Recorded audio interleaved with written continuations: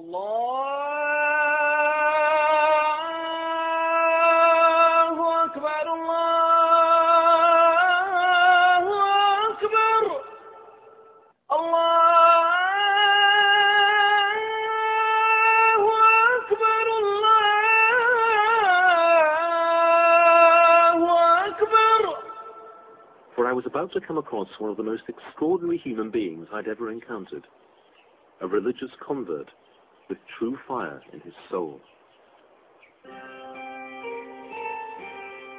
This is Brooklyn-born Joseph Cohen. 5 years ago, Joseph left his Jewish family in the USA to set up home with his wife in a settlement near the occupied Gaza Strip. Joseph was a fervent and regular visitor to the Wailing Wall and has conceded in interviews that he would, quote, come most days and knock my head against the wall. One night, Joseph was checking out a religious website.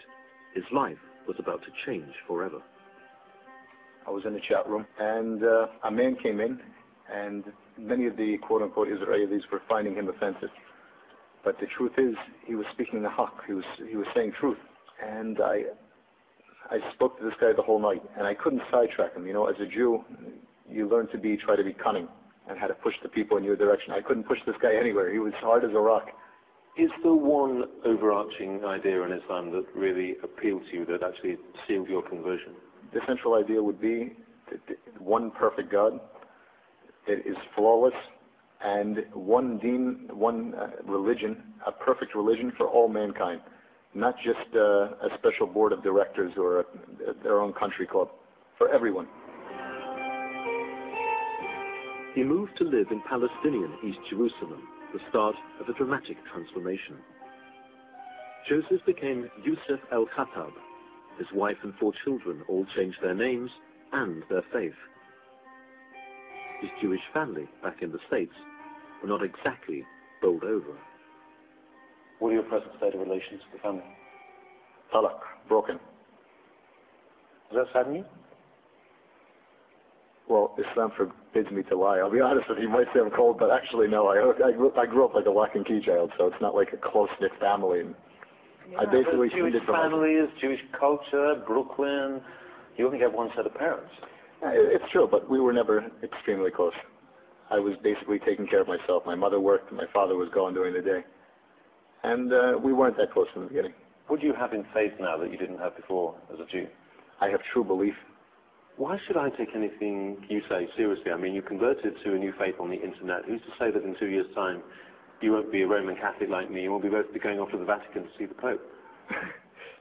We should go to the Vatican. I have a duty to go there to give a message of Islam to the Pope too.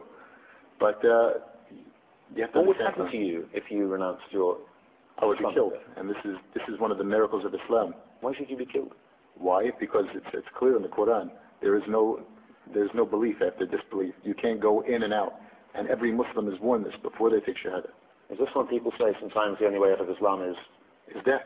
That's the fact. But still, this is the miracle. It's still the fastest growing religion. Knowing this, people still accept it. Christians, Jews are still accepting Islam. I'm not surprised it's the fastest growing religion in the world when the penalty for leaving Islam is death. Renouncing the message of Islam, the sin of apostasy, is certainly a serious business, but many moderate Muslims would balk at Yusuf's views on the death sentence. Their view is that faith is a matter of personal assent, and point to one of the Quran's most celebrated texts to make their point. Surah 2, verse 256, there is no compulsion in religion.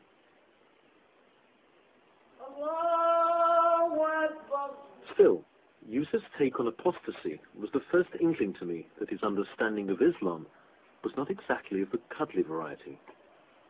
Yusuf made it clear that he's not a spokesman for his local mosque, but further conversations revealed that his views were very similar to those of a so-called Wahhabi, the kind of hardline political Islamist that one has come to associate with Saudi Arabia. Just before I'd met Yusuf came chilling news. A cafe bombing in Haifa had killed 22 people, a number of whom were Arab Israelis. In the aftermath, it emerged that the bomber had been a young woman from the West Bank town of Jenin, and it made me wonder what Yusuf would make of it. I'm very proud of my sister, what she did last week. And inshallah, we have thousands more that are willing to do the same. Your sister was the my sister in Islam, my sister in faith. And this is the biggest sacrifice that she gave. I mean, I've studied the Quran, I've looked at the hadith, the sayings of Muhammad, and it seems pretty clear to me that women and children are declared as innocent. Isn't restraint more important?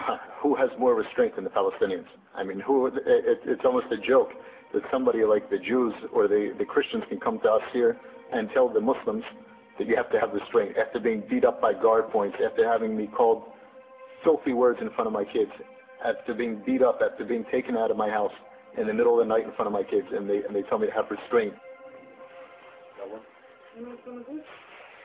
Yusuf is blessed with 4 well-behaved and talented kids. I raised again the subject of the Haifa bombing that had resulted in the deaths of several young children. Surely as a father, that would induce some serious second thoughts. But his answer was the most chilling yet.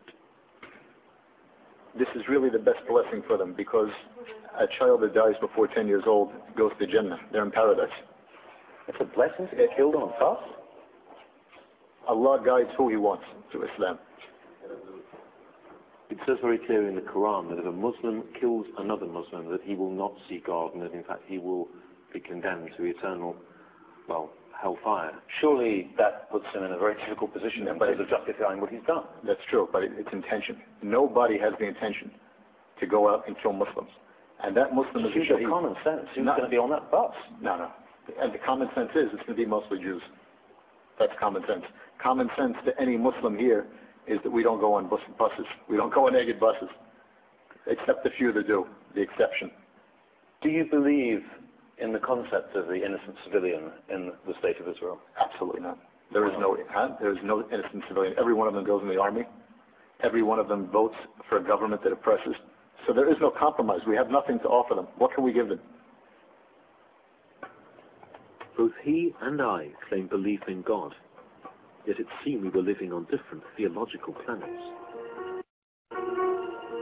سنخوض معاركنا معهم وسنمضي جموعا نردعهم ونعيد الحق المغتصب وبكل القوة ندفعهم وبكل القوة ندفعهم وبكل القوة ندفعهم